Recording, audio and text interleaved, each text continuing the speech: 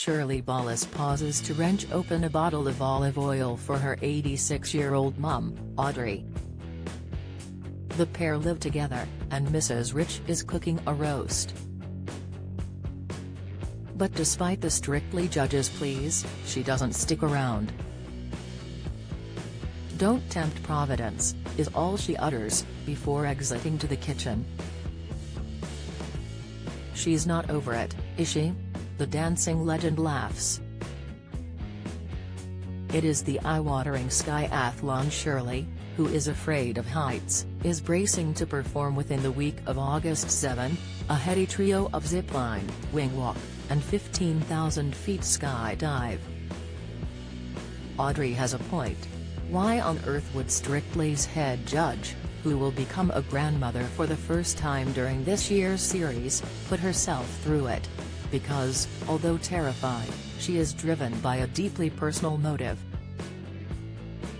Her challenge will be in the memory of her brother David, who took his life 20 years ago, and to raise funds for the suicide prevention charity campaign against living miserably. Mum said, "I'm 86 and I don't think I can see my 63-year-old daughter jump out of a plane. She won't come with me," Shirley sighs. "But sometimes in life you have to take risks, and that's what I'm prepared to do for this charity. David would probably want to do it with me, and I think I'll have to take a little bit of him with me for the ride, a little necklace he bought me. I think he'd be immensely proud." She points behind her to a photograph of a smiling man fishing. "This is David." Then she explains a dance student of hers has also taken her life, aged 38, in the past fortnight. This shocking tragedy brings it all back again. Some 125 lives in the UK are lost to suicide every week, and 75% are male. "This is happening as we speak," she says. "It has no face, it is not young, it's not old, it's not rich, it's not poor, suicide is across the board, everywhere. But today, Shirley tells me, is a good day. She is nursing great news.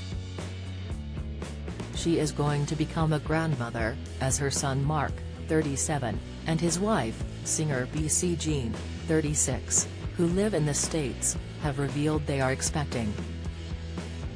I'm trying to find myself a name," she grins broadly. "I quite like Nanny Sparkle. I'm very, very excited for my son and his wife. They FaceTime daily or every other day, and we get to see the progression of the tummy growing and all the pictures. The 3D scans, you can see it doing this and that. And basketball and football and Lord's knows what." She giggles. "This is going to be beautiful. I think I might be doing Strictly," she adds of the due date.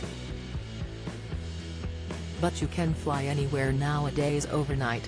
But Shirley is candid enough to admit not all days are good. The long-standing ambassador for Calm has her own mental health struggles. She has received counseling off and on for years, but during the last series of Strictly she came in for the most relentless backlash of online trolling, accused of marking celebrities including Floriste unfairly. This pushed her to an all-time low. An all-time low is when you don't want to get out of bed and you think you don't want to deal with that day, Shirley explains. "I had a few moments there, but fortunately I have my mother with me, and she would come in and sit on the edge of the bed and say, 'Let's go, let's get up, let's have some coffee, let's have a chat.' She's a good person to bounce off. But she's 86 and I don't like to worry her with my thoughts of how I feel when she has already had a son who has gone through what he's gone through." She received nasty, evil and also awful sexual messages, and thought twice about rejoining Strictly. But her partner of 4 years, Danny Taylor, 50, was by her side. He is a person who likes to talk about mental health struggles and has definitely been one of the people I can count on one hand who has been there for me, she says. And Shirley has now hired someone to filter her social media. I will feel a little more that I won't be looking over my back when I go out my front door worried somebody is going to do something, she admits. I'm doing the show again because people wanted it and requested it, and I have people in place for me. Shirley adds, I've had regular counseling over the years. But I used to hide it. Now I realize there's nothing wrong with it. Her brother was not so candid. She describes David as a replacement father after theirs left when she was 2, leaving Audrey to bring them up on a council estate in Wallasey, in Merseyside. He was my friend, my go-to person, my protector, she says. When Shirley discovered ballroom dancing as a child, he encouraged her to pursue her dream and get away. But she still carries guilt she did not protect him. In December 2003, when he took his life aged 44, Audrey, who he was living with, had come to stay with Shirley for a visit. Police arrived on the doorstep to reveal he had been found.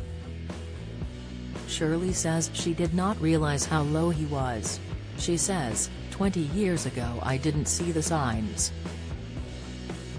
I wasn't educated, I didn't know what to look for, my mother didn't know what to look for. I should have got in my car and gone up with my mother and I should have been there with him. So I have to live with that guilt all the time and I don't want anyone else to live with that guilt. If I knew then what I know now I think he'd still be alive. Shirley is quick to emotion, but quick to laugh, too. She is not Nanny Sparkle for nothing. Quick as a flash, she is back to planning with Pizzazz her Dance with Danger, the Skiathlon. My target is £200,000 but I'd like to think we could get to $1 million, she says, jauntier than a quick step. Maybe Giovanni Pernice might come with me on one challenge, it's a possibility. I think the Strictly boys and girls will get behind me. And after that it won't be long until Strictly. Has she a wish list this year? I'd love to see Tom Jones, or Mark Tyndall or his wife Zara. She says. She would love a tribute dance to her pal Len Goodman, who died this year. We miss him dearly, she smiles. If he could see what she was up to, it would surely be less a case of Severn. And more Heavens. For practical support and advice or to donate to Shirley's Skiathlon head to TheComZone. net/Skiathlon. If you're struggling and need to talk, the Samaritans operate a free helpline open 24/7 on 116 123. Alternatively, you can email joe@samaritans.org or visit their site to find your local branch.